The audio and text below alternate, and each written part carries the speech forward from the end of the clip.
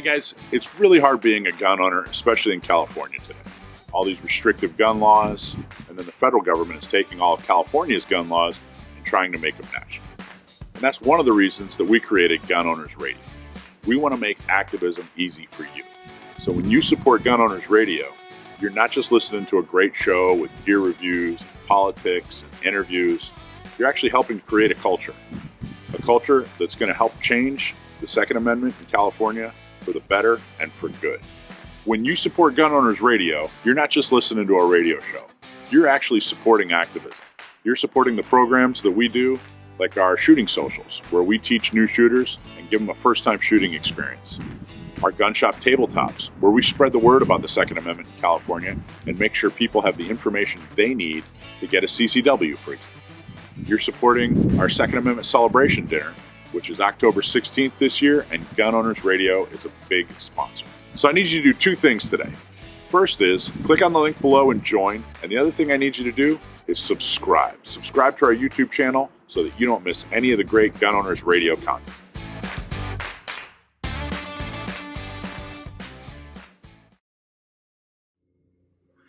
Hi, I'm Michael Schwartz. This is Gun Owners Radio Magnum. Gun Owners Radio is a radio show here in San Diego. You can listen live every Sunday from 4 to 6 from 4 to 6 on 1170 a.m.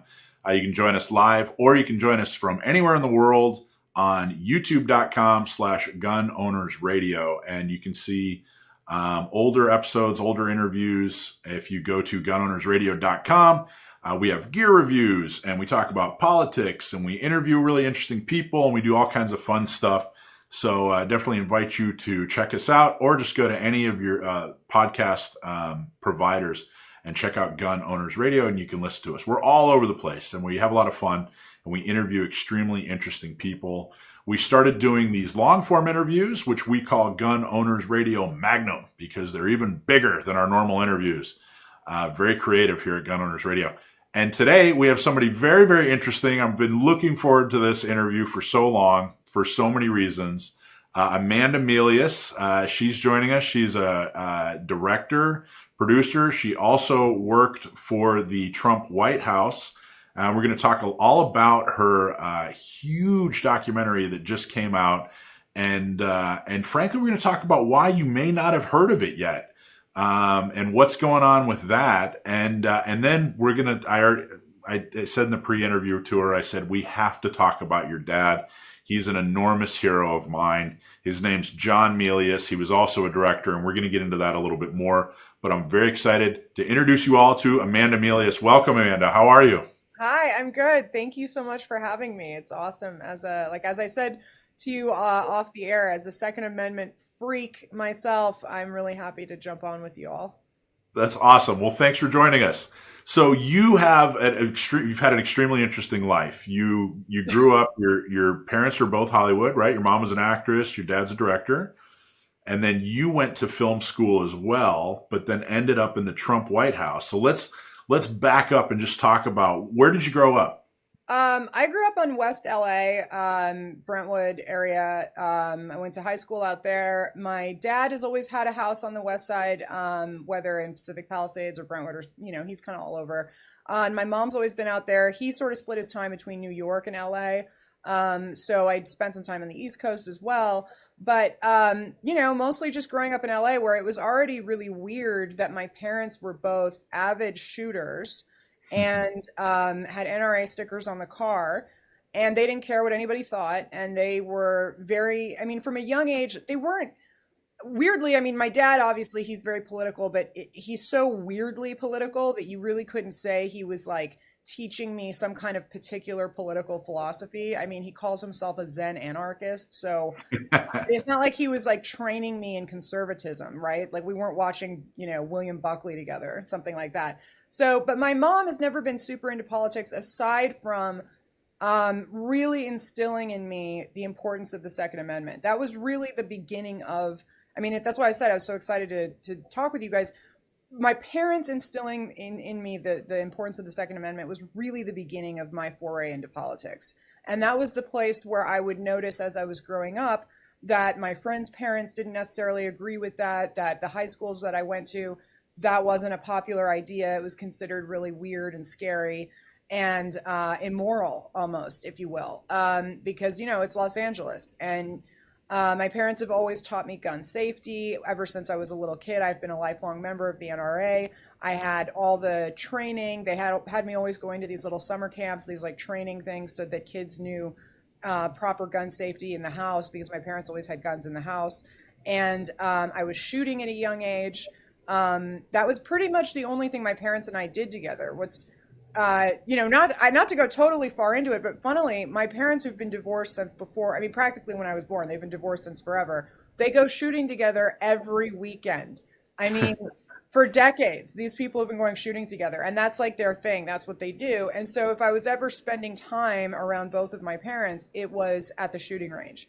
So this is a very big part of my upbringing. And, I have, my dad's obviously a big gun collector as well. And at the time when I was growing up, my mom was the national champion female sporting clays shooter at some point, and was a big pigeon shooter and competed, ski trap, etc.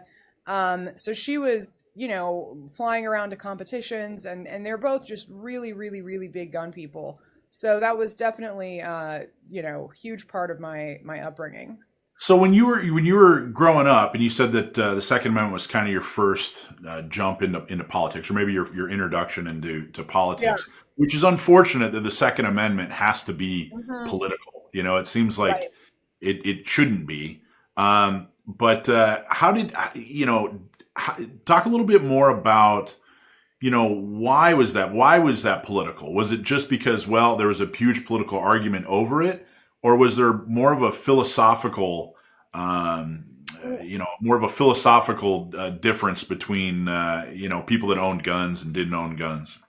Well, I think it's a little bit of a philosophical thing. I mean, I think to your lower information voter and your average person, the gun thing is clearly fallen on the right, and that's just because people kind of do and think what they've always done and thought, and they're not really spending a lot of time thinking about it. It shouldn't be at all. I mean, there's no part of the Bill of Rights that should be on one political side or the other. So I don't know why, but for some reason that has kind of settled. But part of it, I think, might be because of, yes, there's sort of a philosophical difference in how people live, which is that gun ownership is very much about being able to defend yourself, not relying on the state to defend you. And so those who politically trust the state and who want more state intervention in our lives are naturally going to say, well, why do I need a gun? If I don't need a gun, you don't need a gun. We're all going to be taken care of by the police or the institutions of the United States, which is just totally laughable at this point. So I just don't even know how anybody feels that way. But apparently there's these people that are actually really enjoy the idea that the state is going to protect them somehow. But yeah, I don't feel that way. I'm glad my parents didn't feel that way. And, it's a self-reliance. It really comes from the American tradition of self-reliance, which is a huge part of the American identity. And it really is intrinsic to it. I mean, it's really, being able to protect yourself, provide for yourself. It's a huge part of who we are. And so I think that's the farther certain ideologies and philosophies get from that core concept, I think the gun ownership thing goes with it. So you grew up in California, in LA. Your dad has, some crazy political ideas, which is part of the reason I love him. Your mom was a champion at sporting clays. And you said, your friends and, people didn't necessarily like the fact that you were so connected to the Second Amendment. I mean, your dad was on the board of directors for the NRA. Right. I'm sure that probably came up on a couple of dates or play dates or whatever when you were growing up. What about the rest of your politics? How would you describe the rest of your politics, especially when you were younger, and has it changed since you've become an adult? Oh, yeah. I mean, I've gone through the whole gamut of, just total far libertarian anarchy to fairly I mean, I feel like I tell my dad at this point, I'm like, how does it feel to not be the most far right person in the family anymore? And it's, yeah, I suppose, I mean, politics are so insane these days that, no, I mean, where I am now, it's hard to say, but I'd say, you know, my dad, like I said, he always had weird ideas. He had cool ideas. He was very independent. He really instilled in me this idea that you should not care what other people think about you. You should think about issues for yourself and make your determinations not based on the group you're hanging out with. And that was a huge thing to make a young person understand. So I think that was really important. And I saw that he didn't care that he was the only one in Hollywood, in all of where he worked and like Los Angeles in general, that he was very alone in his ideology. It was a good example because it just told me it doesn't matter. Like you can say whatever you want, think what you want, and it's not as scary as people make it out to be. You know, saying that along with the knowledge that, not to say he was canceled per se, but his career definitely took a hit for not even necessarily some of the political things that he did and said, but just his persona in general, I think, was part of why he didn't work as much as he could have and ended up kind of retiring fairly early. But anyway, no, for my ideology, my political interests, I was really interested in overstepping of the state. That was a very conscious thing for me. I was really into this documentary that a friend of his made when I was a kid about Waco called Rules of Engagement. And it was very illuminating to me that the government was pretty scary, and it was something that we'd like to believe that it follows the rules that we as a country have sort of laid out. And, you know, realizing from a really young age that it doesn't, and any group with power is going to abuse that power, pretty much made me pretty right-wing mentally, even whether I knew it or not. Because if you think about it, if you're not, you know, as a kid and a young adult, if you're not paying attention to politics exactly, you think your thoughts and your ideology are whatever you think it is. Like I thought I was into independence, rebelliousness, anti-authoritarian, anti, you know, a big state. And I didn't know that was necessarily that I was going to be a Republican. Like, I didn't know that was exactly what that meant, you know, when I was growing up. I think the Bush years really confused things for the mental picture of politics for the whole country, because I really didn't like the Bushes. I didn't like the war in Iraq. I didn't like the war in Afghanistan. I didn't like any of that. And so, you know, I was also hanging out with a crowd that was pretty bohemian. And I was convinced I was this sort of reluctant hippie. And at that time, you know, I wasn't exactly looking at like the Democrat Party as though it had something to offer me, but I certainly didn't like the Republican Party. And so I think over, you know, the course of other administrations and whatnot, I sort of grew to a very Trumpian nationalism already, which is why when Trump came out and was articulating these points of view that made so much sense to me, I was so excited. And you know, frankly, I think my dad was ahead of his time on that stuff. You know, he was never fond of the bow tie conservatism. He wasn't one of these guys that was into anything that could be considered like elite or, you know, this country club conservatism was, you know, he hated that. And he's always been very fond of the working class and so have I, like regular American people. So, sounds like he was a huge influence on you. I don't know how he couldn't be a huge influence on your life. He seems like he's a huge influence on anyone that's anywhere near him. Well, yeah, I mean, his films are a huge influence. My brothers and I talk about this, which is kind of weird because it's not like he spent a great deal of time raising us. Like, it's not like dad would like sit us down and have a talk about like, you know, certain things. But we actually got a lot of parenting out of his movies, which I think a lot of people did. And so, yeah, so did I. Right? Yeah, so I kind of feel like on the same page as like a lot of his fans. Is, you know, he also, you know, he portrays qualities in his films that he looks up to that he doesn't necessarily act out in life. You know, like I've literally had conversations with the guy and I'm like, dude, how can you promise the Conan sword to your children and then sell it to a museum when you're short of cash? Like, don't you understand the symbolism? And it's like, yes, he does, but there's like a limit. Like there's like movie fantasy and then there's like the reality of it. So it's So right about now, people that are watching this are going, "Who in the heck is her dad?" Like half the people are like, oh, "Who is this guy?" I promise we're going to get into this thoroughly, but just to give you a little bit of a teaser, he was the director of Red Dawn. He was the director of Conan the Barbarian. But here's something that might really, really help you understand him more. The movie The Big Lebowski, the character Walter was based on Amanda's dad, right? Isn't yeah, that how that goes? yeah. When you see that movie, is it clear to you that, oh my gosh, he's Yeah. totally based on my dad? Well, when my brothers and I had said, you know, it had been around for a while and we saw it, and my brothers and I were talking about it one time. We were like, you know, this character is like uncanny. It's like exactly like dad. How weird is that? Except dad doesn't wear shorts. And we were like, this guy is exactly dad. I mean, it's identical. And then my brother, whose name is Ethan, one day was Googling his own name because he's a prosecutor and an attorney, and he was looking at some stuff. And he found an article by Joel and Ethan Cohen, you know, the Coen brothers, talking about how they had based the character on John Milius. And so it all made sense at that point. And the dad never told us. I don't know if he was conscious of it. Like he never said like there's this, you know, I worked with these guys and da da da. But yeah, so it is very much exactly like him.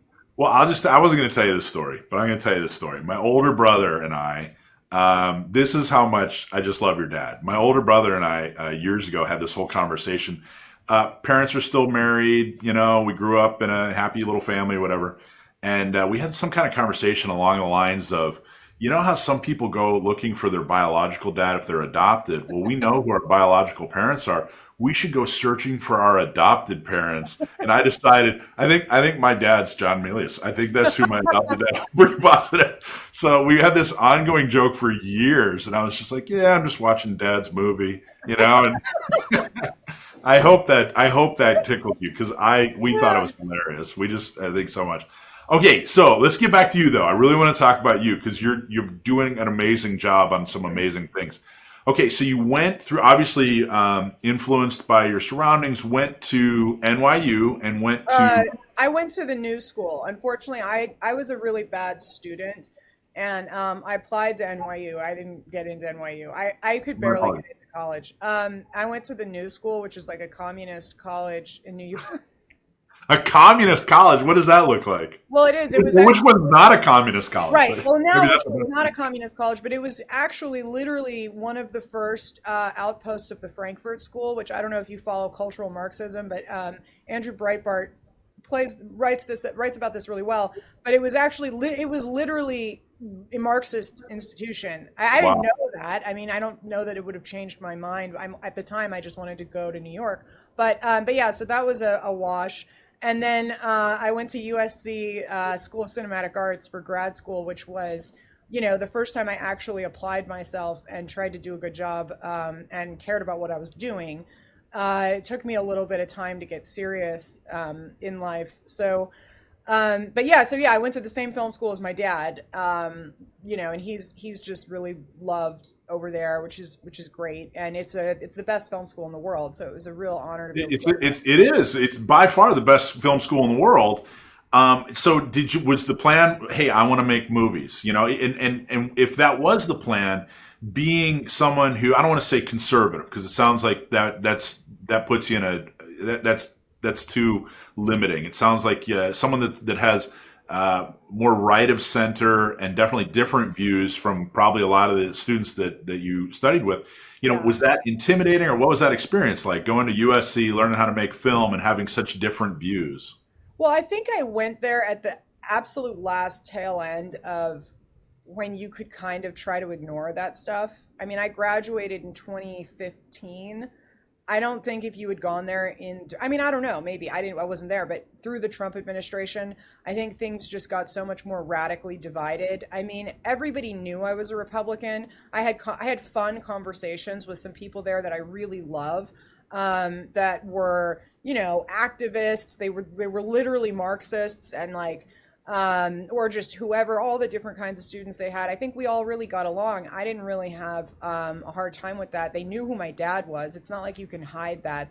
A couple, and some of the professors really loved him. Some of the professors had been his students.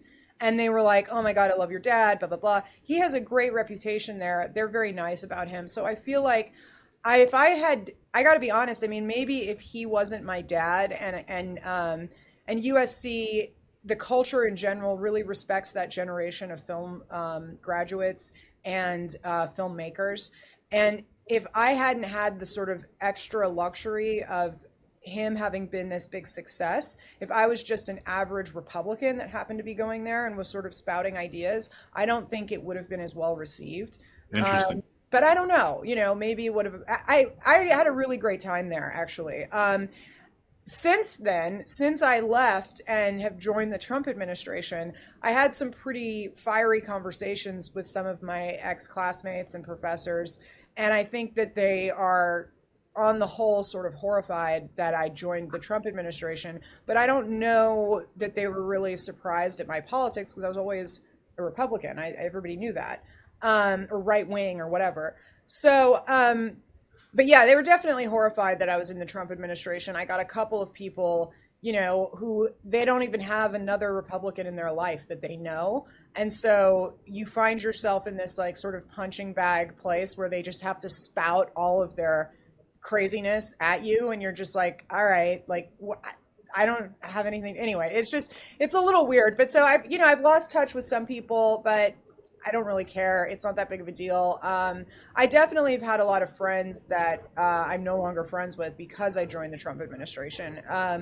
And talk about that. How did you go from film school to the Trump administration? Because from what I'll let you tell the story, but from what I read, it was you just said, hey, you know what? I want to get involved.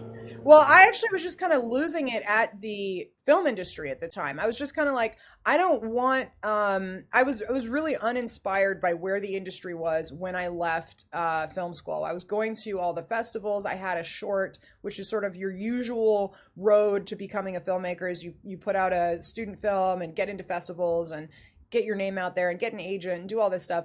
And so I did that. And as I was doing it, I was just so grossed out by the state of the industry. Everything was like, oh, you could, we don't really care about your stories or this, but you could apply for a grant because you're a woman in film and you're a female director. And that's something that matters. And I just was, it was also the kinds of movies that Hollywood was putting out were just awful. I can't even remember a good movie of the last 5 years. And so What's an example? What's an example of a movie that you were just like, I cannot believe this is critically acclaimed? It's not even, anything that's won the Academy Awards for the last 5 years, or the fact that there's just this real emphasis, and I went off about this on Twitter the other day. Nobody understood what I meant, but there's this real emphasis on the $200 million plus international hits that is different than. It's not that I don't like big dumb movies. I love big dumb movies. And some are blockbusters, but the way that the United States is doing them now, they require an international audience to be successful, which basically makes them culturally devoid of any specific national culture. So it's almost like this globalist filmmaking, which I find very boring and not, there's no memorable lines, there's no memorable characters. It's just very awful. So that I kind of don't like, but anyway, at the time, that's a pretty deep thought. I hadn't really put that together. I think about movies a lot, and and this is a thing that has to do with the economy of Hollywood. They don't really make the 100 million and under summer blockbusters anymore, because for something to be in that sort of big, diehard Terminator 2, Alien, that range, they need America to universally like the movie. And they don't care about that anymore. They're more interested in China and South America and Asia in general. So the plots and the stories have to be very watered down and easily translated to all these other cultures and languages. So it's a phenomenon that's happening. It's been happening. It's been creeping in for 20 years, but it's really solid now.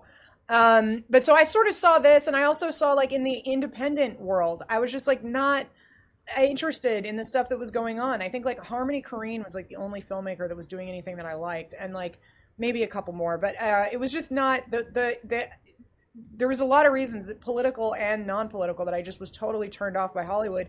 And I was like really horrified at myself, because I was like, I just spent all this money going to like the best film school in the world, and now I just want nothing to do with the film industry. Like, and I was like, I can't deal with it. And all I want to do is go, what I wanted to do is, I was obsessed with politics at that time. I was obsessed with the election. The most entertaining thing I'd ever seen was the primaries of the Republican side. It was the most exciting, fun thing I'd ever seen. And so I just started driving out on weekends and whatnot. I started volunteering for the Trump campaign in Nevada, because it's the closest swing state to California. And I was working alongside normal people, retired people, people that were taking off on their off days and coming and volunteering, and just hardworking, great people. And it wasn't Hollywood. It wasn't like everybody's trying to like be richer than the next person. It was just very normal, and I really liked it. And I started working amongst these people, and I started really caring about it. And eventually they offered me a job, and so I just lived in this motel in Vegas and started working on the campaign. And it just was too addicting. I just loved it too much. It was just so cool to be able to work in this thing that I was observing and watching so religiously. So one of the things we talk about in our organization and on Gun Owners Radio is we try to make activism easy. I think a lot of people think that activism is difficult, or you have to have some kind of special skill, or you have to be rich, or you have to be able to afford a $25,000 a plate fundraising, and it really isn't. I mean, you just walk in and say, hey, you know what? I want to, it's very much a meritocracy. The harder you work, the more you can get done. And I think you're an example of that. You just walked in off the street and said, hey, I'm here, let me help. And they put you to work. Absolutely. That's exactly what happened. They didn't know who I was or what I was. There was a rumor had been going around. So I started working there all the time, but there started to be this rumor in the campaign office. Because there was a lot of people that were working there a lot longer than me. And for whatever reason, I was like the only person that remembered to bring a blazer to Las Vegas. So I ended up getting the job of going and picking up the VIPs and working at the rally and all this. Because you got the blazer. Because I could literally just look, because I could sort of look like a normal person, and or like they were, and I could recognize everyone, and I knew who they all were or whatever. And so some of the people started to be like, I think she's a Democrat plant. Like, she just like showed up, and now she's got all like the good spots, and like, who is this person? Like, we don't know. She's from Los Angeles. Like, she sort of dresses like a lesbian. Like, we don't know. Like, and I was like, no, I'm like really, really right wing. Like, I promise I'm here for the right reasons. Like, it was just kind of funny. But so, yeah, no, nobody gave a crap like where anybody's from. It's totally a meritocracy, and it's so easy if you want. I mean, that's what I tell people. And it's not just that it's easy and you can do it if you want to do it. You should do it, because what politics needs more than anything is normal people, normal Americans from all walks of life working alongside each other, and especially in DC. And that's one thing. So I always tell people, pick a candidate that you like the most, drive, call, whatever, and say, I want to volunteer, and you will be working with them. Like, it's exciting. You can work on the issues you care about. Everybody's got an issue they know more about or care more about than any other. For me, it was immigration at that time, and it's just so. Talk about that. Why was immigration important to you? What about it was important? Because I'm from Los Angeles, and I've watched. I think Los Angeles and California in general are on, fast forward as far as decay. So I've noticed that the influx of illegal immigration into these cities is there is not one institution or one part of life that illegal immigration does not affect in a negative way. And that's for both the immigrants themselves and for the communities that they're going to. It's too much of a stress on the system. California doesn't have enough. California is already teetering on the brink of third world. So having large amounts of the poorest and most in need people concentrate in these cities it's like just math. It's not going to go well. And one of the ways that I witnessed this the most is just the homeless problem that's all over Los Angeles and all over California. And it's just, if you can drive past people in that state of affairs and not care about it and not think that that's a horrible thing to have in America, then there's something wrong with you. So I don't understand what it is about these liberals that like are so interested in importing as many people to compete in the lowest levels of the job market as possible, when what that does is create more homelessness. And it's just wrong. And then the schools are all failing. The medical services are failing. Every social safety net is failing. And it's not, they act like it's another one of these things where they have this air that it's like a moral position to take to be pro illegal immigration, but it's not. You're just hurting the immigrants themselves and the Americans that are here that are in the lowest, most at risk people anyways. It's just making things worse for them. They're not competing for the jobs of dermatologists and newscasters and lawyers and the people that are usually advocating for more immigration. They're competing for dishwashers and landscaping and housekeepers and caretakers and things like that. And it's really it's just really awful the way that they suppress the lowest of the wages. So you're somebody who, again, you had a hot button item, you had an interest in politics. The reason I wanted you to talk about your hot button item is to show that you have a very definite opinion and some, you can back up, I guess, what you're saying. And your only special talent was that you didn't forget your blazer. And yeah. You're taking off and you're in politics now. Yeah. You worked on the Trump campaign, and then what was it like? When he won. My other special talent apparently was that I knew how to use Excel. So that's actually why I got hired to work with the attorneys, which is where I really took off in politics. So I was working they had all of the bigwig campaign attorneys come to Nevada because we were managing the fraud hotline for all the West Coast.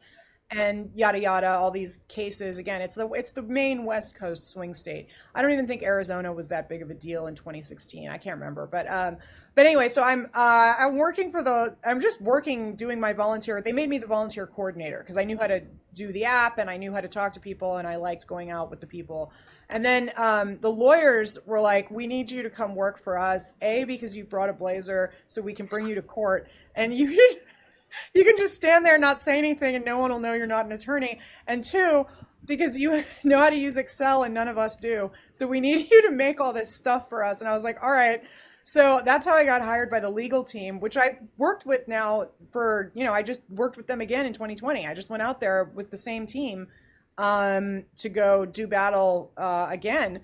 And so I was working with them, which is how I got really involved with some of the more higher ups in the campaign, the folks from New York that were doing the data sets on the election for early voting and all of that. And once I got into that, which is your real EDO operations, which is election day operations, that's super interesting. And again, we need honest, good people in that, even if it comes down to being a poll watcher on the day of the election, all kinds of stuff. We need people to there's no rule that Republicans can't become election workers. They hire thousands and thousands and thousands of people for every single election. And for some reason, Republicans just don't. They think it's like the union's job to go be an election worker. Like, no, we need everybody. I know it's 1.5 million voters or so in San Diego. There's 3.5 million people, and there's like 1.5 million voters.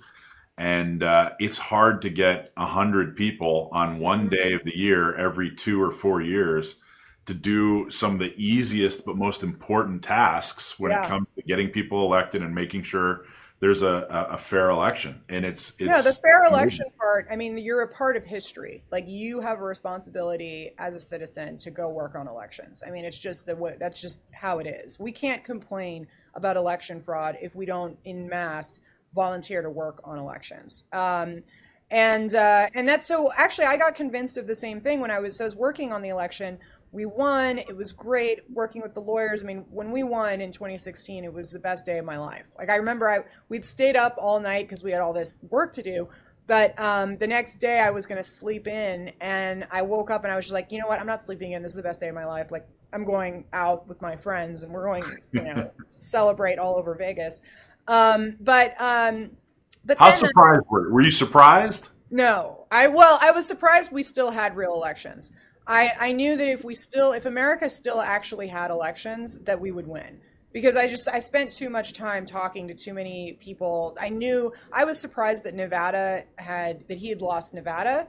And I still find that a little bit debatable, but I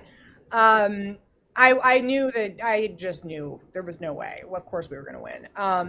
But yeah, so at that point, I started talking to some of the folks that were like higher up in the campaign that were from New York, and they were like, "You should come work for the administration." And I had actually signed up to work in the administration before we won, because obviously when you win the election, then all your old school Republican people suddenly come out of the woodwork, and they're like, "Well, I do like Trump. I do want to work." And it was important to make it clear that I wanted to work in the administration before we had won. So that was one of the reasons why I think I got hired pretty easily, is because I had committed, I showed support well before we won. And you didn't just get hired. You were actually working for the State Department. I mean, that was a big deal. Huge deal. So many people told me it wasn't going to happen. It was hilarious. It was like... And I'm not quite sure. I want you to describe what you were doing for the State Department, because it sounded like it kind of pulled from your USC, from being a movie maker. Yeah, well, it was this weird moment where I had to, I had said I want to work for the administration. I had some people in the campaign convince me that this was the right idea. I was saying to them, I can't possibly work for any of these big agencies because I've never studied any of this. I don't even like the government. I can't possibly really work in the government. And they were like, no, that's the point. You'll be great. That's what we need. And I was like, oh, actually, that's true. That is what we need. Right. Like, so then I was like, send me to the most controversial place. Like, I just want the biggest fight that you can find. At one point, I had a friend that was going to NASA, and he was like, you should come work over here because it's totally apolitical and it's chill and it's like the cushiest job in government, and like, nobody's arguing. And I was like, no, that sounds awful. I'm not moving across the country to go like chill in a government job. Like I'm going to go like, and implement the agenda. And so I had to like, I mean, I don't even remember how exactly, but I was like, what skills do I have? Like, what can I offer? I was like, well, it's probably communications in some way or another. And so I started kind of like explaining what I do, and they don't understand this at all. Like they don't know. They looked at my resume and they were like, I don't even understand this. I can't even read this. Because they're used to looking at like Hill staffers and like whatever. And I was, I've got like 10 jobs going on at once, and like all these, independent contractor jobs all over the place. And so then they were like, well, they make a lot of videos in this one part of State Department called International Information Programs, which at the time was the foreign-facing messaging bureau. So it made all of the communication that all the messaging that we would do to every other country in the world besides the United States. Like it used to be separated into two different So were you responsible, or were you a part of the project remember that video that they made for North Korea? Everybody asks me that. Yeah, I had nothing to do with that video, but everybody asks me if that was my video. I'm like, no, that was not my video, but that was cool. I believe that was an outside contract that did that, but that's the kind of stuff that we would do, where it would be like, okay, there's going to be a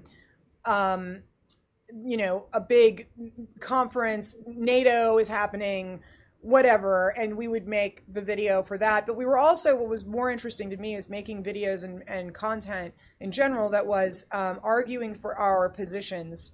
The reason that the administration was taking the position that it was, we would be making material to support that and explain it.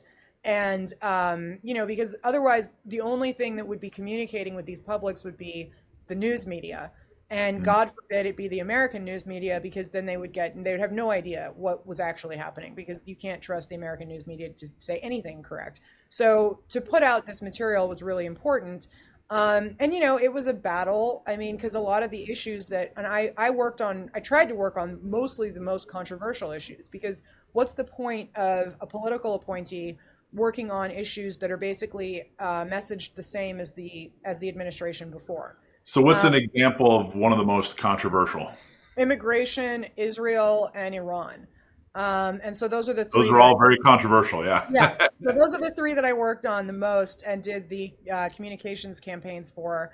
And alongside, I mean, I worked, there's a large structure of communications at State Department. So I was one piece of that, but I was the Deputy Assistant Secretary for content. So really more long form videos and content-y stuff, versus I didn't really have anything to do with like press releases and like, normal press relations and stuff like that. That wasn't really my thing. Okay, so born and raised in LA, mom's an actress, dad's a director, went to film school, and boom, now you're at the State Department in Washington, D.C.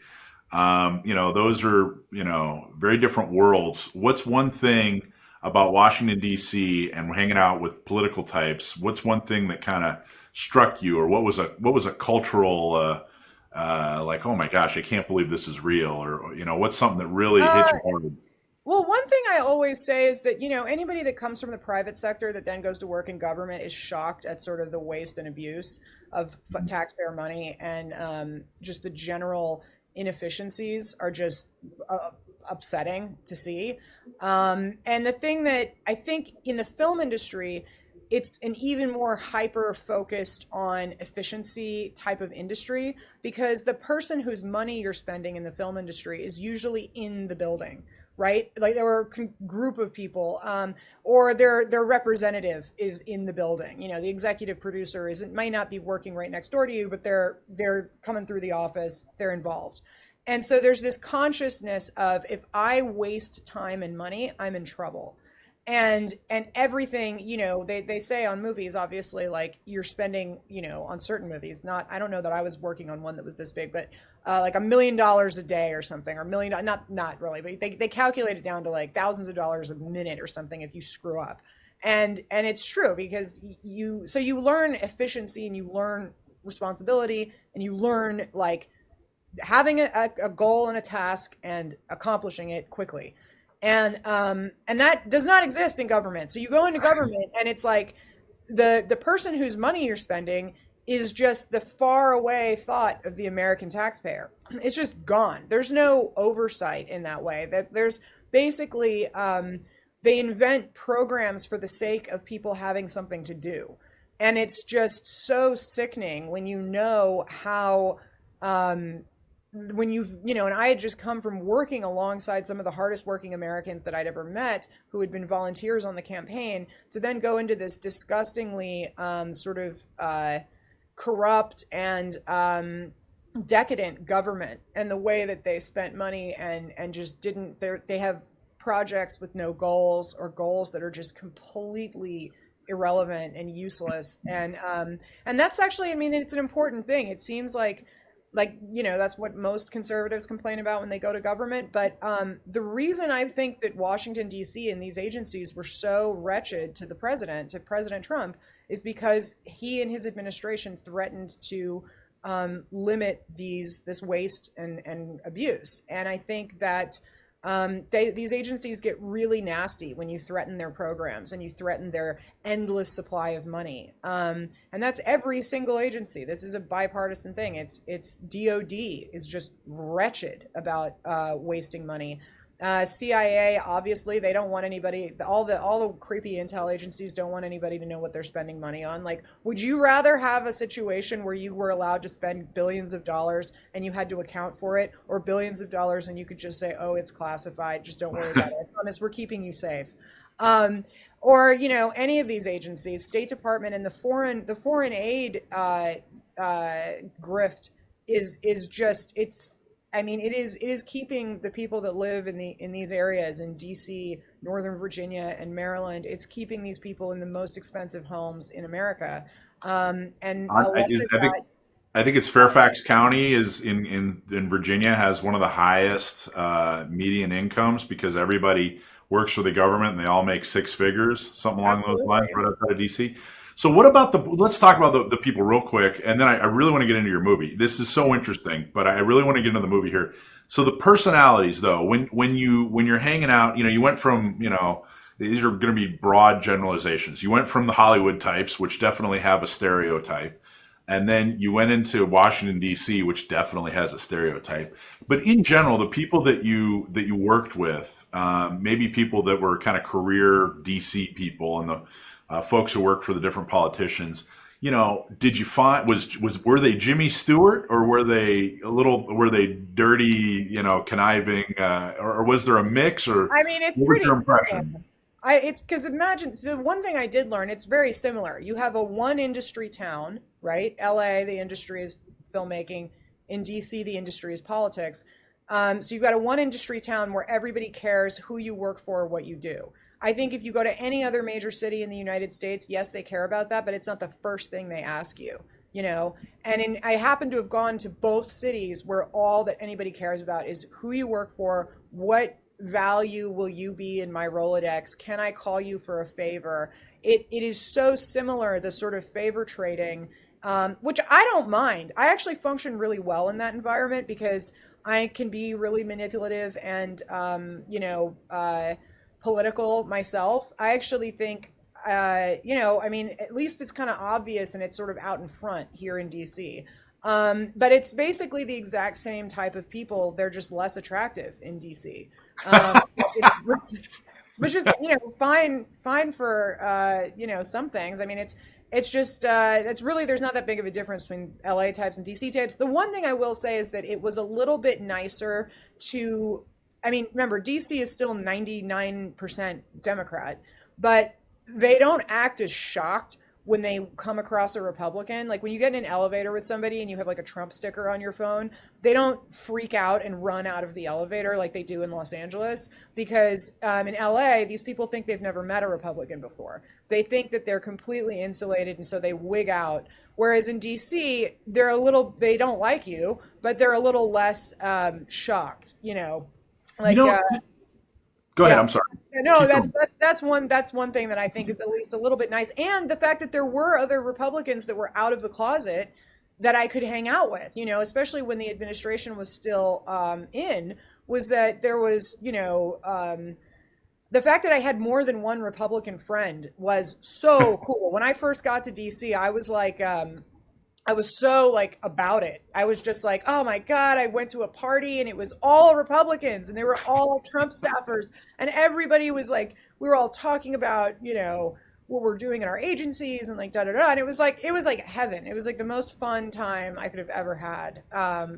To that point, have you found, when you see people on whatever, the talking heads on TV, and they're going after each other, and this Republican and that Democrat senator, and they're, it's like they're going after each other's throats. Did you find that when the cameras were off, that was all just an act, and they just kind of talk to each other like normal, or did you find there was really a sincere, friction? Well, since I didn't work in politics before the Trump campaign, I don't know how true this is, but I've been told that up until the Trump administration, that was the case, that a lot of these staffers, for example, were all friends with each other, regardless of who they worked for, and that the journalists and the staffers and everybody was hanging out at the bar, and it was all very like whatever, and nobody was really fighting with each other when the cameras were off. I don't know. In the Trump and that the thing people have told me is that they recognized a major difference in DC when the Trump administration rolled through, which is that suddenly it became very real and serious, and they were like, we cannot be friends with these people. These are amoral people that are bad and like whatever. So that, I'm told, was a bigger thing. I don't really know because I can't judge the difference. I know that I personally was friends with tons of career staffers. I mean, I think I did pretty well with my immediate careers that I worked alongside of, because I was in the weird position of actually arguing for them, because my bureau was all creatives and like the people that were making the content. So I was trying to get them in a better position. I was trying to make work easier for them and get their work seen more. So I think I had friends, and I don't think that they hated me. I think we were all okay. Because it wasn't like we were sitting there, when the policy people is a different case. They actually wanted to kill me. The policy people, when I'd go into their little meetings and just be like, yeah, we're not doing that. Like, we're pulling out of the Iran deal. Fuck you. Like, I mean, that's obviously, it wasn't my choice. I was supporting the team that was doing that, but like, I was very enthusiastic about it. These people had just spent the last 4 years working on it, so they were not really that happy. And I think there was a lot of backstabbing and whatever, but I don't care. But in general, on the press side, the weird thing is I actually found myself able to become really chummy with a lot of the left-wing journalists. I mean, not like the really awful ones, not the ones that are actually working for the FBI or the CIA. Those people I will never spend time with. But I mean, actual journalists, like journalists that just do, or attempt to do journalism. I find I get along with them really well. Maybe it's the Hollywood background because I'm not afraid of the press. I know, I also worked in press. I dealt with press for my bosses or whoever at different times. So it didn't seem that bad to me. However, one thing I'll say is when you were mentioning, you're like, yeah, when you see on TV these situations where the Republican and the Democrat are arguing with each other, I have to ask, where are you even seeing that? Because what I remember is you're right. In 2014, 15, 16, I remember watching the news, and I'd watch all the different channels, and you would see the token Republican or the token Democrat arguing the issue, and they would have one of each per issue, and they would argue with each other. And I remember thinking like, wow, that's intense. Like, I don't know if I could do that. That looks really hard. I would really like to do that one day where you could like argue on television. That looks like fun. And then recently, I can't remember the last time I've even seen a Republican. It all disappeared. Yeah. No, but they literally are so dedicated to the echo chamber, to only having their bubble, that I think both sides of television have stopped even having representation from the other side. Well, really, Amanda, what I was referring to, and I think it's a part of the problem, is arguing back and forth, not necessarily at the same time. Like you'll see a candidate run an ad about his opponent and how evil and horrible they are, and then you'll see the other candidate run an ad about what a liar and a terrorist and a horrible person the other person is. But what I've come in my position, what I do for a living, I've found out that behind the scenes, those two candidates are texting with each other and having coffee, and and it's all this ridiculous charade. And I don't think that's good because I also work with people. I work with activists and people that are interested in supporting these candidates, and they, to simplify this, they buy it.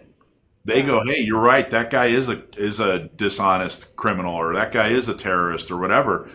And it's not a good result. It's not a good result. I think that people should be, resolute in their convictions. But when the candidates are feeding into this personal attack culture, and people don't realize, hey, this is show. This is not real. This person does not actually believe that about their opponent. They're actually laughing, in some stupid text thread back and forth. And I wish that they would be a little bit more, hold the other person accountable, but not in a personal way, and not lead others who are trying to be involved in the American political system towards this, this playground name calling. I think it's extremely damaging.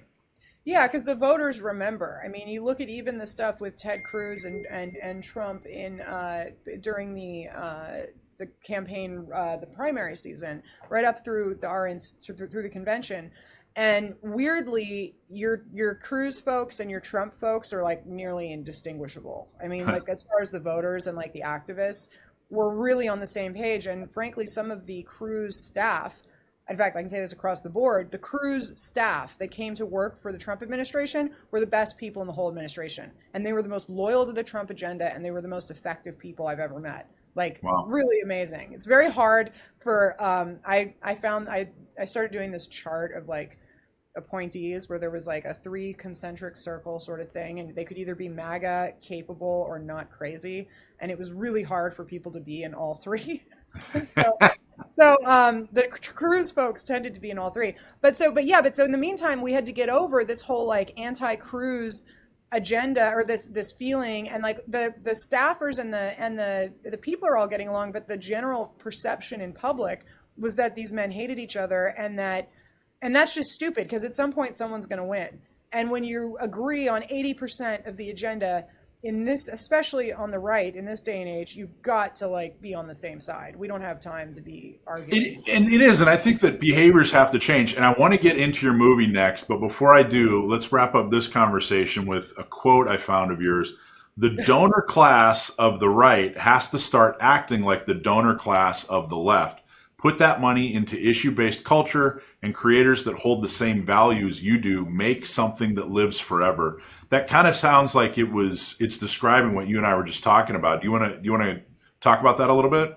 Well, yeah, I mean, what I was referring to there is that, well, like one of these institutional issues, which is that the left has these massive institutions that grow, that are there and supported by their donor class, just to promote their values, and they're not looking for a return in a money sense. They're looking for changing the culture and changing people's perceptions. And the right thinks that we're going to do this by writing books and making good arguments on TV. It's not going to happen. Like, it doesn't work that way. You don't reach people by just being like, here's my list of 10 reasons why the Second Amendment is good, right? So in my world, I would say we need to be making more, and it's not just movies, it's everything. It's promoting people that are appealing to different generations, and getting them on speaking tours and things like that. It's across the board. The right needs to be putting more into this. And they say this every time. Every time there's an election, they're like, we've got to invest in culture. And they say it until there's another election, and they're like, oh wait, we've got to only invest in candidates. And you're like, no, like the candidates, win or lose, your money's gone. If you invest in culture, if you invest in production companies, for example, the content, the stuff that we're making literally lives forever, and every person that sees it is a changed person before they saw it. And that's one of the things that I've made the argument with our film is, talk about a return on investment. I mean, we have literally disproven the Russiagate hoax, and it's in one package. You can watch it in 90 minutes and understand everything you need to know that happened. It's like, it's so important to have stuff like that. And I think they're changing their minds. I mean, I feel positive about it. My company, that is the production company that's going to be putting out a lot more products in the next couple years. I'm mostly going to be producing. We have a lot of people that want to invest. Like, there's not a shortage of that. I think they understand that now, and there's a lot of other conservative or right-leaning or just not left production companies, and those are going to do well as well. And so I feel positive about that, but I still think even when you look at the kind of content that they make for campaign ads and stuff, they're so lame. Like, they're so bad, and they're just like the same, like, here's the candidate with their family at a farm, and like they're shooting and like, they have kids, and like we're confident that those are their kids, and that's why. I mean, it's so square, and that you need that for your average campaign videos, but like the left is literally out there making the right out to be like literally Satan, and we're sitting there going like, we've got strong family values. Like, you're like, no, we need to be attacking. Like, we need to be like, and there's all kinds of ideas that I'm talking about with some folks on some media engagement stuff. But I mean, on our issue, let's say even the Second Amendment issue, one of the first things I did when I thought I was going to be working in films, before I thought I'd leave to go do politics, I made my film that I was touring around before I left, when I was considering, when I was going to all of these film festivals. It was it was a post-apocalyptic lesbian weed western. But the whole, which is, a weird type of movie, but it was that old one of those, yeah. But the thing is, it was all centered on this woman who was living out in the wilderness and basically is able to defend her and her loved one from this evil cult because she has a gun. She has like one of the, like, guns don't exist in this. You know, I saw that. I watched that. I'm not even joking. I saw that. I know what you're talking about. I didn't know that was you. Wow. I did. I saw that. I remember she ended up rescuing her girlfriend. Yeah. Right. And they were like drinking some kind of fluorescent. Yeah, the drug cult. And so that the whole point of that was, it was the weirdest thing, because all the feminist magazines and all the like whatever artsy fartsy stuff, they were all like celebrating it because they thought, they were like, oh, well, it's about misogyny. And I was like, fine, sure, whatever. Yeah, sure, it's about misogyny. But I'm like, it's a freaking like thinly veiled NRA ad. Like, what do you like, and it's like, and that was kind of what I wanted to do, which is it doesn't hit you over the head. I mean, it's still pretty strong for what it is, but it doesn't, like, you know, it's weird, it's cool. And that was my direction, is like, I was just, what it was a test. It was a test run to see if I could put the things that I thought about and the values and things that I liked in a movie, and it wouldn't be that too obvious. It would still be accepted by the general public, and people could get out of it whatever they wanted. And okay, so after working for the State Department, working for the Trump administration, you are the producer and director of a movie called The Plot Against the President.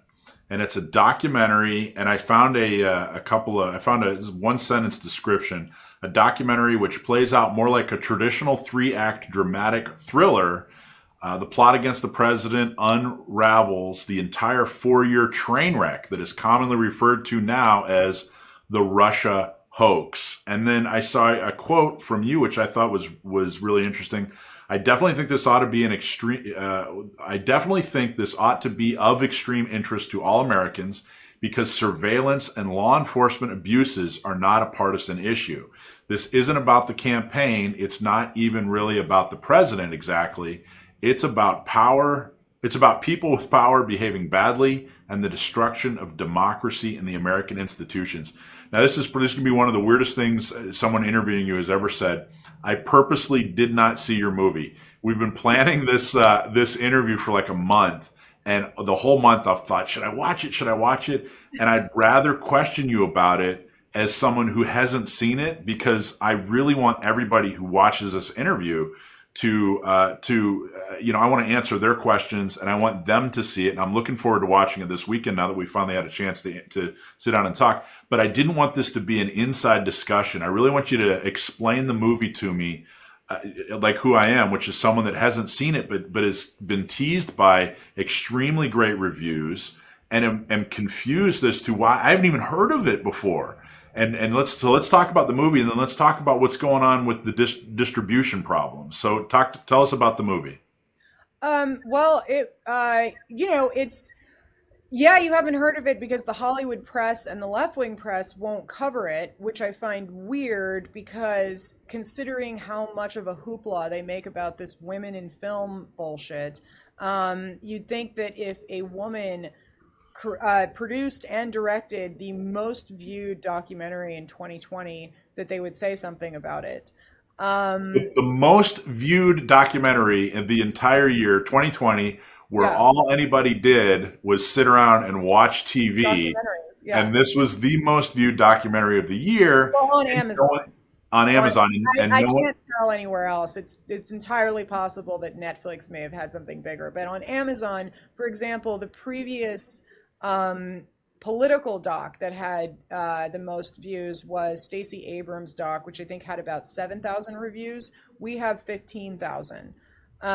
So it did really, really well. There's a huge audience in America that doesn't see movies for them. And frankly, this isn't even a movie for the right at all. I would prefer if more people on the left saw it, because I think that they still believe in something that is provably false.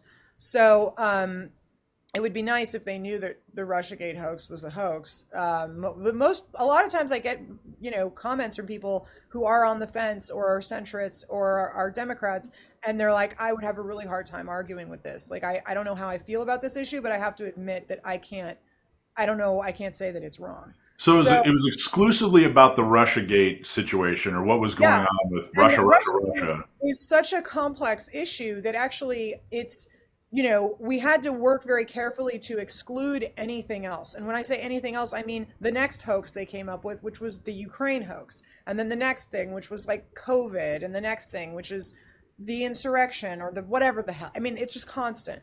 So it's, not that some of those things are exactly hoaxes, but that there is a media agenda to get a certain result out of the way they tell the story, is what I mean. So with the Russiagate hoax, it was very important to just stick to that. And it's when you watch it, you see the blueprint of how these media organizations and these agencies pull these sorts of things off on the American public. So you really only need to see this, and you can trace any kind of issue and see how they do this.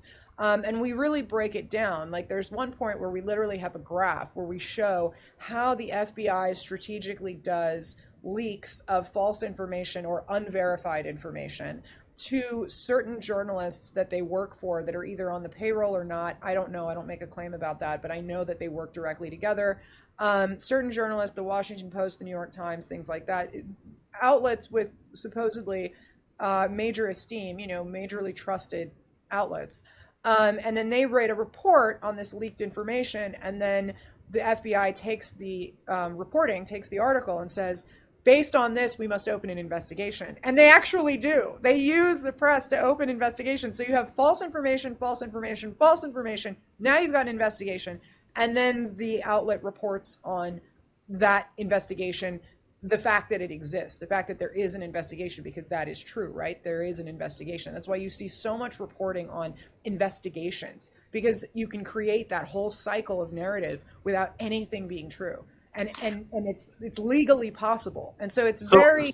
So is the claim, is the, or what you discovered and what you describe, is this being started by, now you said the FBI leaks to, reporters, and then, then the FBI has to investigate because of what they just leaked to the report. But where does this start? I mean, are these political enemies, or are these people within the FBI that just didn't like Trump, or what's the deal? Yeah, I mean, well, the FBI is bought and sold completely by the DNC and other, and I mean, not just the DNC, it really isn't a right-left thing, because, you've got the Bushes and the elite conservative Republicans that aren't even very conservative, but it's really about the elites in politics being able to manipulate the agencies and institutions that are supposed to keep us safe and do law enforcement and do national security. And that's a huge claim, Amanda. That's an enormous claim. So what? I know, and it's a claim I'm sad that I have to make. It's weird because I'm in this position where it's like, there's a lot of people that sort of resent law enforcement and resent the intel community, and like I kind of came from that world where I was like intel community skeptical. It's not like I'd never watched an episode of InfoWars, let's just say, but I come from it from this place of like really understanding and caring why we have these institutions in America. I do worry about terrorism. I do want America to be safe. I do care about our place on the international stage, and I care about the dangers that law enforcement are supposed to protect us from. So I actually like the missions of these agencies, which is why I'm so terribly disappointed to have to tell everyone that they are completely corrupt and can't be saved and have to be torn down to their very foundations, destroyed and built again, because they are beyond, they do not serve their missions. And why I say that, why I find it so important to say that, is because I do care about these missions. So if they're not doing it, nobody's doing it. Right? So when the FBI is too interested in doing press, because that's what they're doing narrative creation. They're all sitting there. Somehow they've replaced all of the tough agents that they used to portray in Hollywood, which has always been a bullshit version of the FBI. They now have replaced them all with just press agents. And so all they do is create narrative. So when they release stuff like about the January 6th or whatever, what they're more interested in portraying a certain version of events and a certain story than they are about, for example, preventing one of their associate informants from committing a terrorist act shooting in a grocery store, which we saw the other day. Because, I mean, it's the same thing as, they're more interested in doing stuff that is completely aside from their mission and convincing themselves that it is their mission than actually doing it. So we are less safe as a country because of that. So in the documentary, how did you go about exposing that? How did you build that story, or who did you talk to about it? How was that revealed? Well, luckily, I mean, the author of the book that we based the documentary on, Lee Smith, is one of the last really truly great investigative journalists around, and he um, really had been tracking this and living with this story for a long time. I happened to be in the position of I was friends with a lot of people that are in the movie. I was friends with a lot of people that were very affected by what happened in Russiagate, meaning some of the direct hires of Michael Flynn, people that remained in the government after he had to leave, and people that worked alongside Nunes, people that worked in a lot of these places, and again, a lot of these people are people I've known from working in the administration and just being in DC. You know, Lee Zeldin, who's great in it.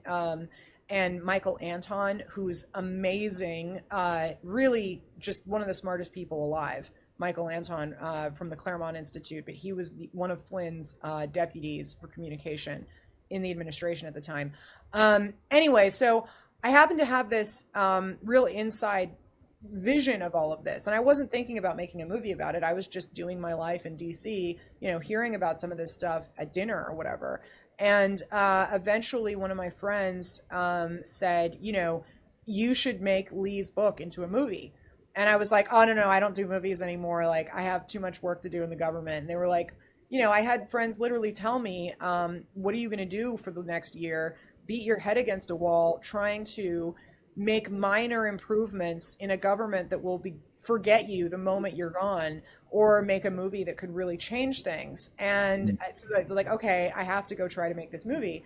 And I mean, you know, luckily the story really, it's just a gift, because the press, the media, for some reason refused to report on this correctly once it had all been uncovered as a hoax. And that was all really done by Devin Nunes and his team. They are the ones that got to the bottom of this, exposed all of this in the Nunes memo, and no one would cover it. Like, Russiagate was proven incorrect long before I made this movie. The amazing thing is that people see this and they hear this one. There's a couple things they hear that are really shocking to people, but one that they hear is that the Nunes team interviewed under oath all, you know, over 65 people, all of the people who were going out on television every night saying Russian collusion is real.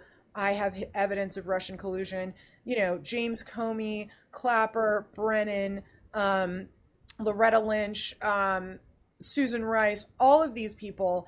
And they all testified in secrecy under oath that no, they had no evidence of Russian collusion. And this information, you know, their testimony was declassified thanks to Rick Grinnell and Kash Patel. This information is out there. I am just lucky enough to be the only person that wanted to make a documentary about it and put it in front of everybody's face. So by the way, back up. Nunes is the chair of the Intelligence Committee. He was, which is enormous. I mean, that's not the Intelligence Committee is, I mean, that guy Nunes knows more about what's going on in the world and the government than anybody, or most people in that committee would. I mean, this is not, you know, someone He's small. Not nobody. So when He's he not nobody. He took his reputation and put it on the line. And that's why this movie is really a celebration of what he did. Because I can't remember the last time a politician did the right thing that actually hurt their career. Right? Like, most politicians in his position would have said, this is an unpopular opinion. It might be the truth, but it's unpopular. And so I, as a politician, am going to ignore it and carry on being the chairman and getting, you know, my accolades from the special newspapers. He did not do that. He was made out to be a clown by the left and by the mainstream press because he told the truth. And he has been vindicated and proven correct. And we don't hear any apologies. Where does he go to get his reputation back? I mean, his family was harassed. He was harassed. His staff was harassed. It's just, I mean, it's incredible. I don't know how this didn't happen that long ago. I mean, we all remember when we were being told every day that there was Russian collusion. There is not, and was not, and it is proven that there was not. And you don't hear any apologies, literally, to the American people from any of these people. Adam Schiff somehow still has a job. And the by the way, was Nunes cooperative with your? Oh yeah, yeah. Yeah, So, and I worked with him and I worked with his staff. They're great. okay, so and just to recap, if you had to describe in 3 sentences what was meant by Russian collusion, what would how would you describe that? Who was colluding with Russia and what for what reason? Well, their claim was that the campaign and then the administration was colluding with the Russian government. And so when Kash Patel describes it, who's one of Nunes's biggest, bigger investigators and one of the people that got to the bottom of this, that they asked each of these people, each of these principals in this closed door session, do you have any evidence that the Trump campaign or the Trump administration, that anyone in the campaign colluded, conspired, or cooperated with any member of the Russian government? What's your evidence? And they couldn't answer it. They had none. And I mean, So I don't know what they mean by. I mean, that's the amazing thing about these people is they were just like they're it was just kind of a catchphrase, wasn't it? yeah. I mean, I don't know, like what, like, and I mean, it was such a joke to those of us. Remember, I worked in the administration from the beginning. I remember this becoming a narrative right after the election, and I was like, "Are these people insane?" Like, I'm not very high up in the administration. Either in the administration or the campaign, really, compared to a lot of people, to be able to officially say this, but it didn't look like the campaign was able to collude with anybody. It didn't look like the campaign was able to collude with itself. Like, I am amazed that I am always amazed that it wasn't more chaos than it was. Like, again, Republicans do not work well together. So it's Well, and what you actually that's the only time I've seen you criticize Trump or the Trump campaign or the Trump administration, as you said that one mistake he made, and I think it was maybe a constructive criticism. This wasn't a bash, but you said he came from the private sector, and in his administration he put together a kind of a team of rivals yeah. work environment where there were people that didn't even agree with him, and the hope was that if you had people working on ideas from different angles, that the best one would eventually arise. Do you think that am I describing that accurately? Yeah, no, exactly. Okay. Especially for somebody who's, well, I say that a lot because I try to correct the record that's out there, which is that he had this loyalty demand and that everybody in the administration was like, but he was like this authoritarian leader that demanded loyalty from everybody. And I say quite the opposite. I wish he was more authoritarian and demanded loyalty from everybody. I would have been fine because I'm like, and I tell people this all the time that I'm like the full on, like I'm like a Jonestown level Trump supporter. Like here's me with the Kool-Aid. Like There you go. Just yeah. like So I'm like on board. So I wish that there was more people like, not necessarily like me. You can really only have one of me in any administration or things start to go a little haywire. But some of my friends that were really intelligent and were really supporting the mission were constantly getting thwarted by just these, either Bush administration assholes or not just who, I mean, they were hiring like just people that absolutely opposed to the president's agenda and then putting them in charge of that issue. Like I remember arguing with this woman at State Department that was somehow in charge of like the domestic messaging on immigration. Remember, I was doing foreign, and those things at State Department at that time were kept quite separate. And I went into her office one time and I was like, we got this, we got the surge is happening. There's whatever it was called, the caravan. And I was like, we got to, let's have a meeting. We got to respond. We need to put some, stuff out. This is really, this is urgent. And she was like, I know it's urgent. It's just awful what they're doing to those children in those cages down on the border. And I was like, are you stupid? Like, you're serious? You are watching CNN and you believe that there is like a problem that didn't exist in every other administration? And I was like, you're in charge of our messaging on this? Like, we're fucked. Like, it's, yeah. So I was like, this is some of that work for Trump. So that's where I'm going. Do you think that a lot of this, the Russiagate and some of the things that came after, would you think there's a direct line between how those stories got a foothold and the fact that he put together this coalition of people that didn't agree with him or each other? I mean, so one of the things we go through in the movie that I think people really like, because it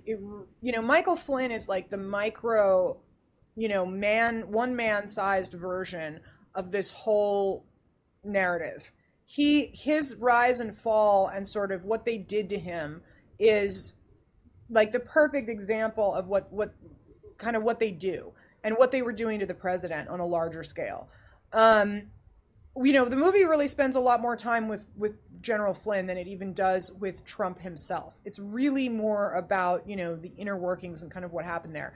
And so one of the reasons that Flynn was fired so easily and shouldn't have been is because people like Reince Priebus were in the president's ear, people like the vice president, who are more traditional conservatives, more traditional politicians.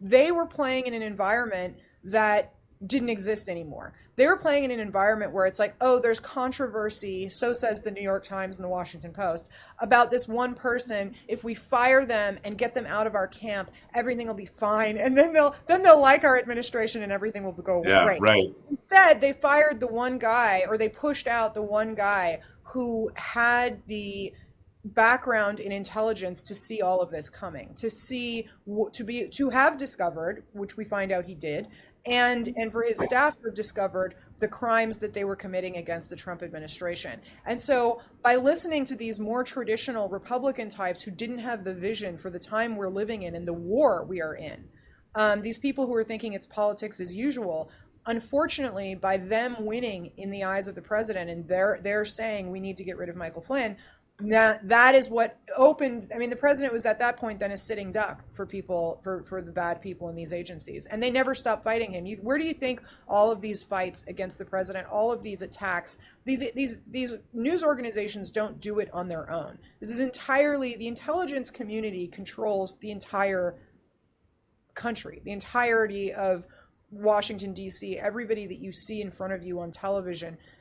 They're only there by the grace of the intel community. And if the intel community decides they don't want them there anymore, then you see these false narratives and this blackmail style. I mean, remember, the FBI has been built on that since day one. How did Hoover stay in his position through administration after administration? Because he had surveillance, gotten blackmail on every single politician. Do you think they stopped behaving like that now that surveillance is the easiest thing in the entire world to do and we have a Patriot Act that enables it? Like, it's even worse. It's gotten worse. So, and people know this in their hearts when they think about it. They're like, oh yeah, that makes sense. That makes sense. Do I want the intelligence community controlling all people in power? Is that something as a country we agreed on? Did we vote on that at some point? That the fourth branch of government that would check us when we voted for the wrong person, as in the case with Donald Trump? Did we vote to say that when we, the people, make a mistake, that the intelligence community ought to be able to correct that mistake by creating these false narratives and these framing people for crimes they didn't commit?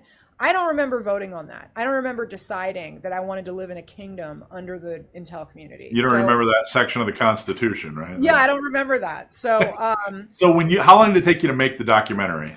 Well, it was very fast, and I don't recommend anyone ever do that. I won't ever do that fast again. I refuse. But I resigned in like late March, from State Department, from the administration. I had worked at the White House for like 6 months prior to that, just on this immigration bill.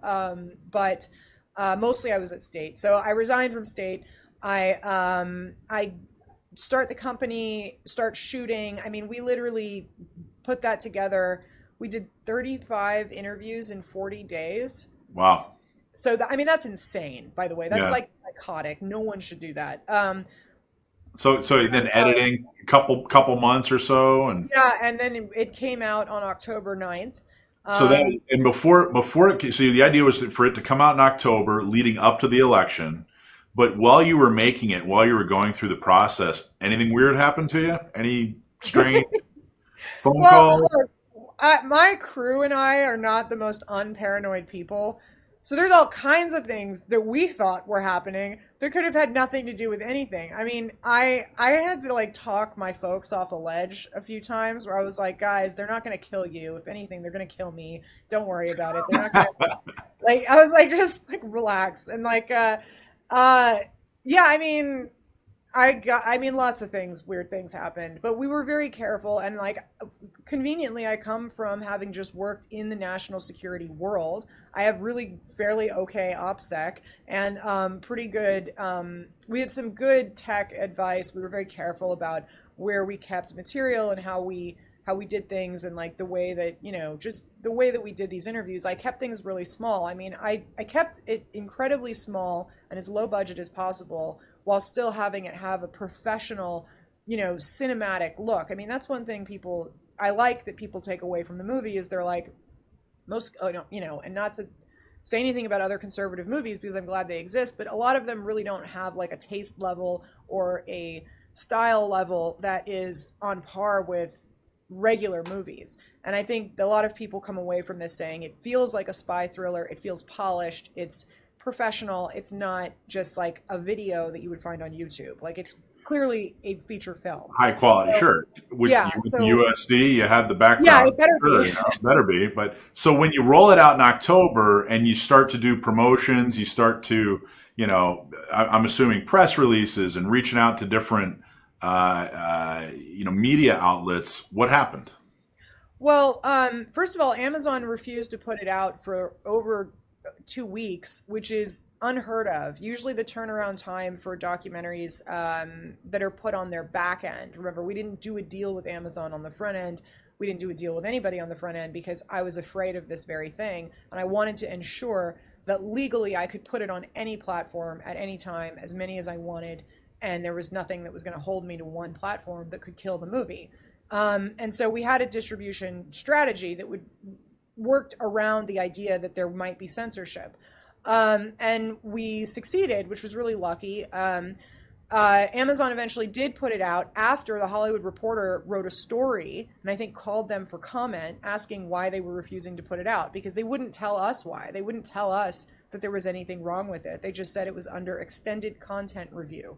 Wow. And sat on it for 2 weeks, which when you're leading up to an election, which is when people want to see political things, is very frustrating. But in the meantime, we had put it out on Vimeo. We had put it out on these other two free speech friendly platforms, and it did super well. It was just blowing up. By the time it did come out on Amazon, it was their number one, it was number one on their search engine. And that's despite their algorithm, right? That's not like, they're not like trying to help us. They're not like trying to boost the movie. I don't know why. I mean, if I was Amazon and somebody made for under $1 million a movie that did as well as my movie did, I would want to work with them. But whatever. That should have gotten you on, Good Morning America and the Today Show. Yeah, that is like the woman thing, which I find just.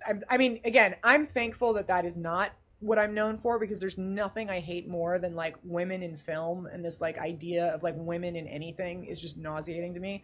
But but so I'm glad that I'm not like the glass ceiling shattering documentary maker. Like that would be gross, but it is it shows you that they're just disingenuous because they act like that's something they care about. And also Hollywood loves a story of an independent movie that breaks all kinds of records, that was made for low budget and had an unusual advertising strategy, and our advertising strategy was literally me and my phone. I mean, it was not, I didn't hire a PR company because what are they going to do with this? I know all these people in politics, and I knew that was our strategy. I wasn't the president tweeted it out eventually, like once he got around to it and saw it or like was familiar with it.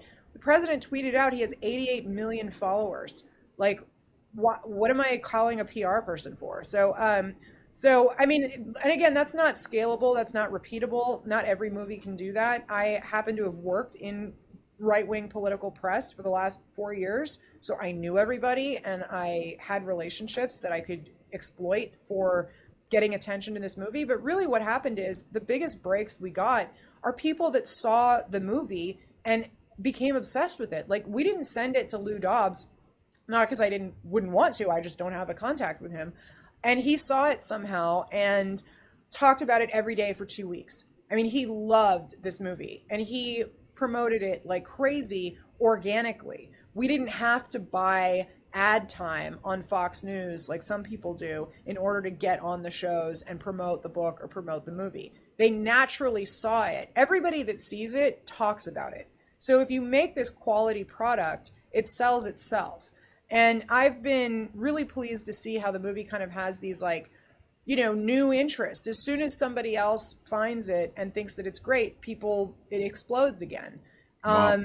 and it's really great because it's all kind of earned press, it's earned media, and that's, you know, that's not something you can repeat with every movie, but with this, it's been really successful. So where do you go from here with it? First off, if people want to see it, go to Amazon, right? Go to Amazon, go to iTunes. iTunes is now available, and the thing about the iTunes is you can download it and watch it whenever you want. You can buy it or rent it. And a lot of my followers don't want to support Amazon, so I always tell them, well, you can get it on iTunes. If you don't like Apple, you can get it on Vimeo. And it's also on YouTube Premium. So if you want to watch it at your desk, you just go watch it on YouTube Premium. It's also available for DVD. And I wasn't thinking DVD was going to be a huge thing, but apparently, and this makes sense, a lot of our audience doesn't trust that a piece of content that they really like is going to be available forever online because of the censorship that's going on and because of deplatforming. And so people want to own it in their house. Like, they want the physical copy. They want to possess it so they can watch it. Yeah, they want to keep it in right, their collection. Sure. And so we've been selling DVDs on Walmart.com and Target.com. I think it's sold out on Target. I think Walmart still has it, and Amazon.com has the DVD as well. And so, and again, that's the plot against the president. That's what you do a search for. So where do you go from here? What happens now? What happens with the movie, and then what happens with you? What are you up to? Well, for the movie, interestingly, so we shot 75 hours of footage. So we have an insane amount of material that isn't cut into the movie. It was very important to me that the movie be 90 minutes and that's it, and, you know, be very quick and feel like a spy thriller. And so we didn't go down a lot of the rabbit holes that are actually extremely interesting, and people haven't heard a lot of this stuff. So the first cut of the movie was like 4.5 hours long. I'm going to go, basically, we have this extremely long cut that we are going to cut up into a series. Right now, I'm trying to find a home for the series. We were talking to Fox Nation, but I don't think it's going to go on Fox Nation. I think we'll probably talk to one of the other networks, and potentially we're also talking to certain platforms about putting it out as a series format. So once we figure that out, we're going to get that out the door, and it'll probably be like a 7 or 8 episode series, and it's going to really dive into this stuff. And people want that. I mean, interestingly, this audience really likes to dive into an issue. So so that'll be really cool. And then for me, the company that I formed to make the movie, which is called 1AM DC Productions, we were just going to have it be that movie, but it seems like there's just this huge appetite. We are talking to people all the time about doing new projects, and we've got probably about 4 lined up, and a lot of smaller projects alongside that, like 4 feature-length films.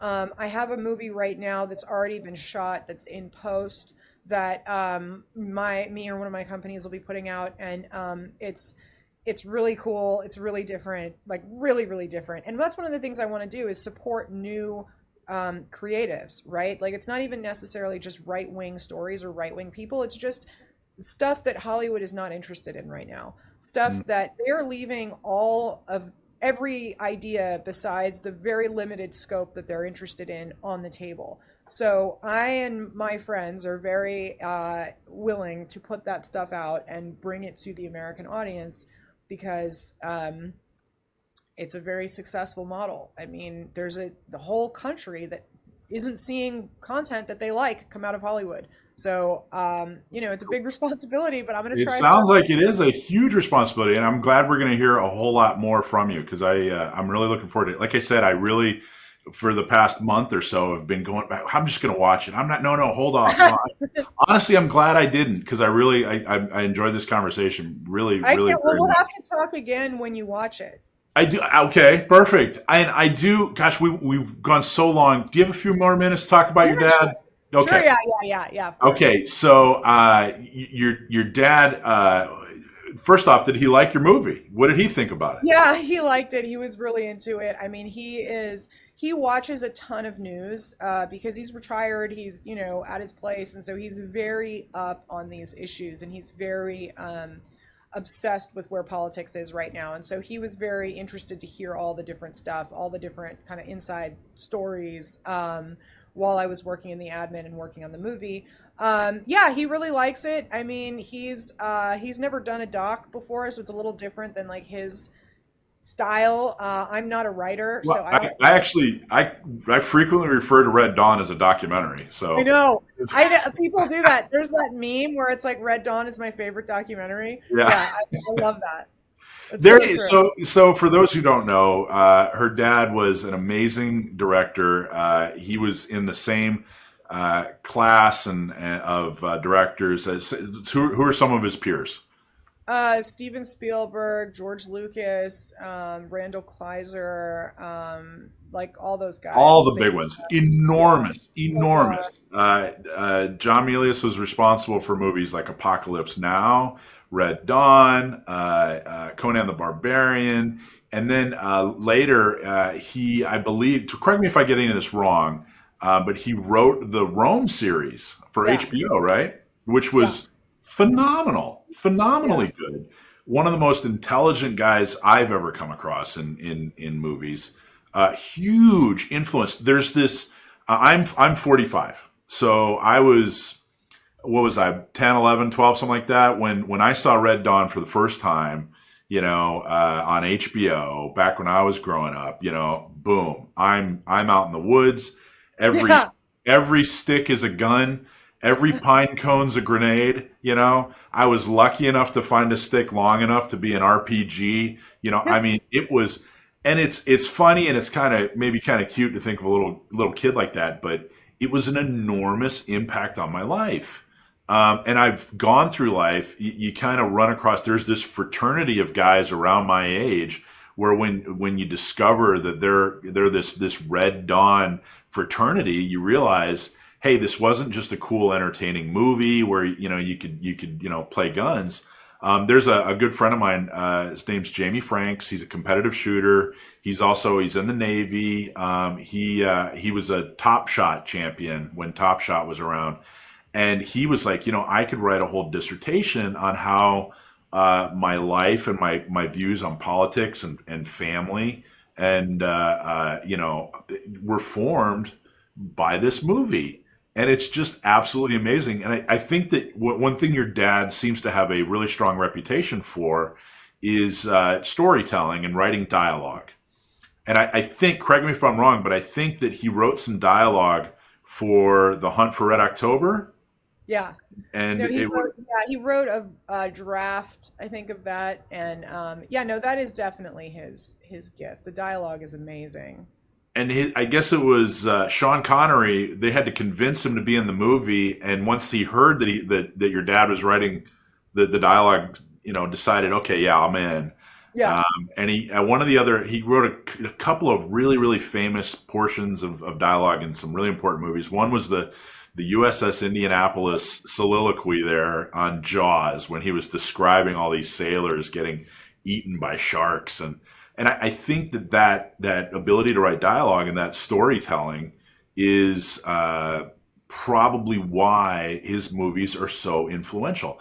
Even kind of a comic book movie like Conan the Barbarian still had such a level of intelligence and such an ability to tell a story that it was like, here. I wanted to talk. I'm just sitting here just telling you No, about your dad. no, but it's true. It's true. No, but you're right. I've obviously run into the Red Dawn fraternity Yeah, a lot. Like I know exactly what you're talking about, and it's a very real thing. And I mean, that's kind of what I mean is like he is the epitome of like the opposite of the kind of movies they're making these days. Like every character is memorable.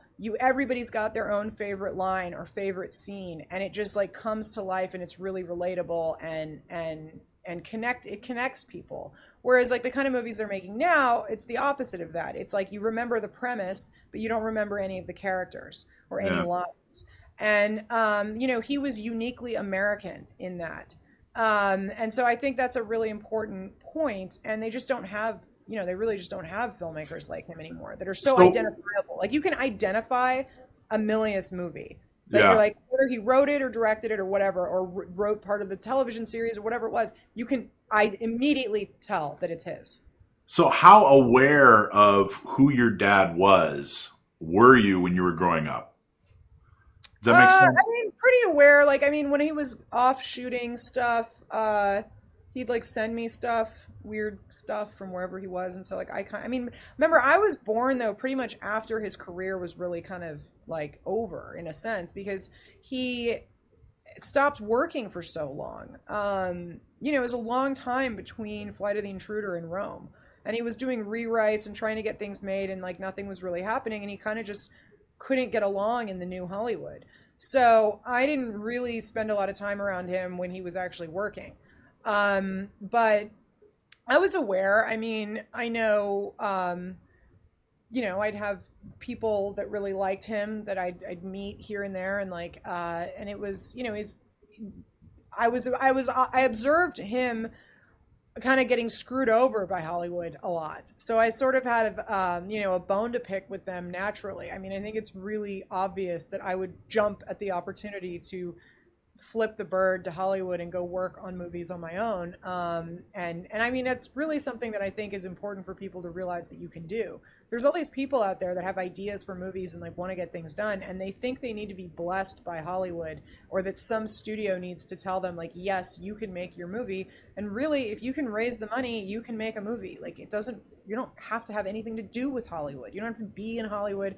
I didn't step foot in Los Angeles to do this movie. I mean, my lawyers are there, which I need, but I don't need to be there myself. So, you know, and that's one of the things I'm going to try and do. My production company is going to try to find talented individuals and good stories to put out that are more in line with the kinds of things that, you know, my dad was doing, and that like I like, and other filmmakers, obviously. I mean, I have totally different tastes, but all over the place, really. But yeah, no, I mean, I think he was, like I said, I really gathered from him that just being yourself and actually doing what you believe in is really important. And I think it was good that I had a head start on understanding that for the environment.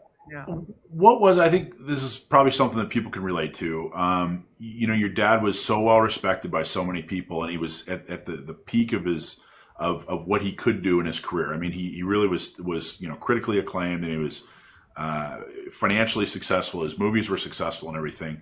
But then you're his daughter, you know, and you see him not as the, you know, successful director, but you see him as the person, and all people have flaws. What was that like growing up, you know, with, on the one hand, him being so critically acclaimed and respected, but you being the daughter going, you know what, this is my dad, and he's just a normal human being, and he didn't do this right last weekend, and I'm mad at him. What was that like? well, it's a little frustrating because you see people assume that he lives by the qualities that he portrays in the movie. And so, like, I've had people tell me, like, your dad just, he's so honorable, and like he must have, like, he's so macho and so honorable. And I'm like, well, if he's so macho and so honorable, why has his wife made it illegal for him to spend time with his kids? And he sneaks out of the house and has like a different phone line for us because he doesn't want to piss off his wife. I'm like, he's pussy whipped just like every other man in Hollywood. Like, it's not that different. Like, so I mean, you know, luckily he's moved on. I mean, he's been married like 80 times, so this is the saga of him. But you know what I mean? Things like that where they're like, oh, he's like, so he cares about family, and you're like, I mean, kind of. Like, he also is, you know, he's got flaws just like everybody else, as they say. I mean, my brothers have a bigger bone to pick with him because he wasn't a very present father. He was very working all the time and always had some psychotic girlfriend or wife that like had some problem with us or any of our moms. Remember, none of us have the same mom either. So it's like, it was a little drama. But I don't have this. I'm probably the closest. In fact, I am the closest to him. You know, one of my brothers doesn't really have a relationship with him anymore, and the other one like kind of does. But it's mostly because, look, I see it as, you know, something my mom and I would talk about is like, he's got flaws, but at the end of the day, he's this brilliant genius. I'm lucky enough to have been in the extraordinary situations that I was because of him, and exposed to things that are really useful to me in my life now. You know, he's not that bad. Like, he's not a drunk. He's not abusive. He tried to provide for his families. You know what, like, so cut him some slack, kind of, you know. I sort of don't hold him to this high standard of like going to your fucking little league game like my brothers do or something. I'm like, what do you want from this guy? Like, he's a different kind of dad. Like, who cares? But at the same time, like, don't get me wrong, I've had to go to war with a lot of people in his life. He has it's very similar to the president, actually. It might be one of the reasons why I think I'm so able to kind of overlook a lot of things that the people would say are flaws of the president, is because I appreciate the man as a figure more than I need him in effect to be perfect. And a lot of that absolutely see that. I can absolutely see that. Yeah. A lot of it's the people around him, where it's like, you know, my dad has this really hard quality of hiring or being around a bunch of scumbags that rip him off financially, or like bad things happen, or he's dating a hooker or whatever. And that's a problem. But I kind of just don't care, because on the whole, you appreciate who he is. And same thing with the president, where you're like, okay, you hired some really bad people. You've made some really unfortunate decisions that I have to live with. But you know what? I'm still with you. On the whole, still a positive. What's a story? What's something you remember about him? What's a story you like? What's a favorite memory from when you were a kid? And well, some wacky stuff, like when he was working on the studio lot, to get his kids, my brothers and I, out of his hair while he was working, when he was like stuck with us and we came to the studio. He gave us some Mexican firecrackers and like other like explosive material, and told us to go learn how to make bombs in the parking lot. Yeah. And I mean, that's kind of cool. Like, you know, he wasn't like worried we were going to blow our hands off. And he wasn't worried that maybe the studio would find it not cool that his kids were like taping styrofoam cup bombs on the sides of buildings and like running around. It was like a really different era. You know, that's just unique. Like, what other dad gives their kids explosives to get them out of their house? Who's your favorite? I think there were some times my mom wanted to give me some explosives, but yeah. Who are some of his Hollywood friends? What's a Hollywood friend that he had that you particularly liked? Who was somebody that you grew up with that you thought, man, this man or woman is just awesome? I mean, well, frankly, all of his friends from that era really love him and really remained his friends. I mean, Steven Spielberg, you can see how Steven talks about him in the documentary. He really cares about him, and they absolutely love each other, and they're just really, really great friends. And he's such a good man. And all of those guys, Lucas, Coppola speaks so well about my dad in that doc. And I mean, I've seen them interact together, you know, since my dad had a stroke, and all of his friends were very concerned. And all of the people that he worked with, I mean, they still really care about him. And it's very clear they were really important friends. Nice. Well, I can't thank you enough. It's, I hope you show this interview to your dad, and I hope he's so proud of you. And I can't thank you enough for giving us your time and doing the movie, The Plot Against the President. Everybody check it out. I'm looking forward to seeing it. My wife and I are going to sit down and see it. I've been waiting to see it. Now I'm really excited. But Amanda, thank you so much. I can't wait to see more from you. I've been so excited about this interview. Thank you. Thank you for spending time. Thank you so much. Thank you. I'm so glad we finally got to do it. Thank you for having me. Thanks for watching our Magnum show, where we dig into gun owners topics a little more in depth. You can watch us live every Sunday from 4 to 6 p.m. California time, right here on our YouTube channel. Or if you're in the San Diego area, you can listen to us on 1170 a.m. We're also available on your favorite podcast platform for free. Don't forget to like and subscribe so that you can help restore and protect the Second Amendment, not just in California, but across the country.